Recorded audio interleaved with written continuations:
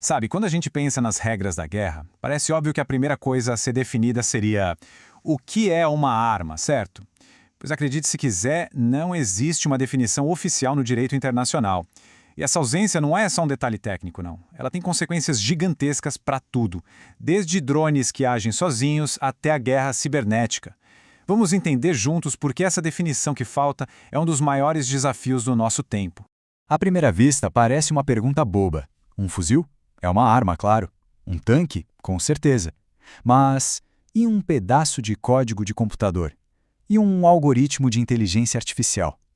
A fronteira entre o que é uma ferramenta e o que é uma arma está ficando cada vez mais borrada.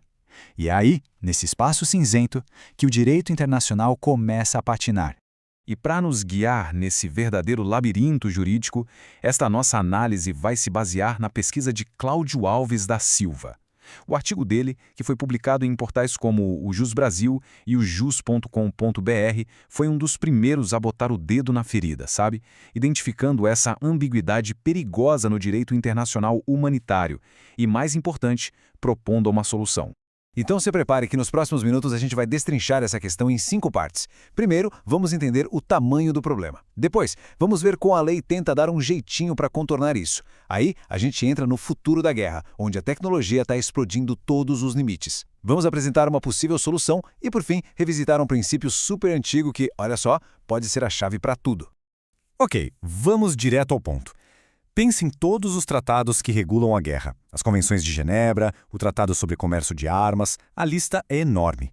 Agora, pasmem, nenhum deles se dá ao trabalho de definir o termo mais básico de todos, arma. É como escrever as regras do futebol sem explicar o que é a bola. Simplesmente não faz sentido. E por que essa falta de definição é tão perigosa? Porque sem um conceito claro, o sistema todo fica bambo. Pensa bem. Como um país pode cumprir a obrigação de revisar legalmente uma nova arma, como manda o artigo 36, se ninguém sabe exatamente o que se qualifica como uma?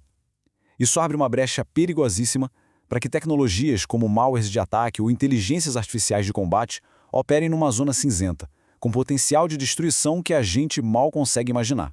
Então, se não tem uma definição central, como é que o direito da guerra ainda não ruiu? Bom, ele se adaptou. Criou uma espécie de gambiarra jurídica. No lugar de uma definição única, o sistema criou uma teia de princípios e obrigações que funcionam meio que por aproximação, sabe? Vamos ver como essa rede funciona na prática. E tudo começa aqui, com este princípio fundamental estabelecido há mais de um século. A guerra não é terra de ninguém. Existem limites. Essa citação da Convenção de Haia é basicamente a pedra fundamental de todo o direito internacional humanitário. Ela deixa claro que a escolha de como lutar uma guerra não é e nunca será infinita.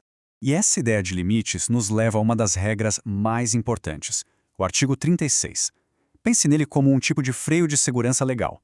Antes que um exército possa colocar em campo uma nova arma, seja um míssil hipersônico ou um sistema de IA, seus advogados precisam sentar e revisar tudo para ter certeza que aquilo não viola as leis da guerra. É uma tentativa de impedir atrocidades antes mesmo que elas aconteçam.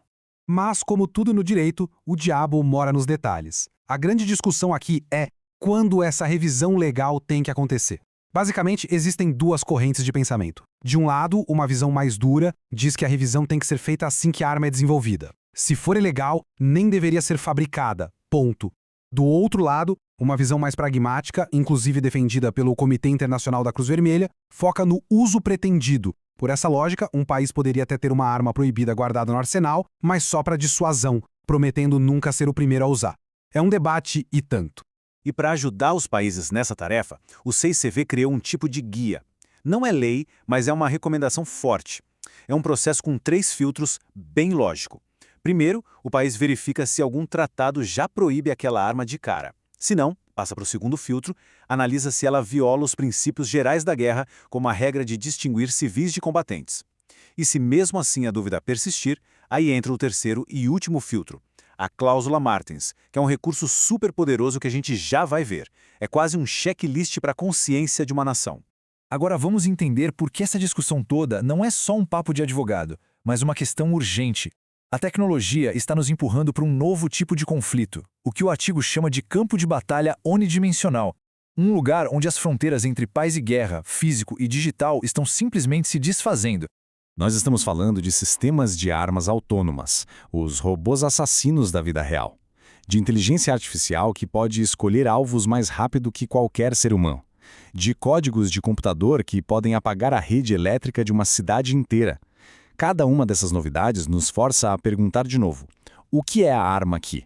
E como a gente vai regular isso se a gente não consegue nem definir? E olha, isso não é ficção científica. O artigo lembra de casos bem reais. Os ataques que literalmente pararam a Estônia. O famoso vírus Stuxnet, que causou dano físico de verdade numa instalação nuclear. Um software pode sim ser uma arma devastadora. E esses foram só os primeiros exemplos. Hoje, a capacidade de ataque é muito, mas muito maior. Então, diante desse cenário tão complexo e perigoso, não adianta só apontar o problema, né? O artigo de Cláudio Alves da Silva vai além. Ele propõe uma definição pensada para o século XXI, uma tentativa de colocar um pouco de ordem nesse caos. E aqui está ela. Reparem na simplicidade e na abrangência. A sacada genial aqui é não focar na forma da arma, mas na sua função. Ao incluir software e focar no propósito, que é enfraquecer as capacidades militares do inimigo, essa definição se torna a prova de futuro. Não importa se a arma é um pedaço de metal ou uma linha de código.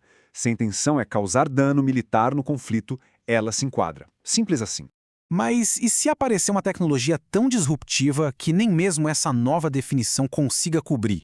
Bem, para isso, os criadores do direito da guerra lá atrás tiveram uma sacada brilhante.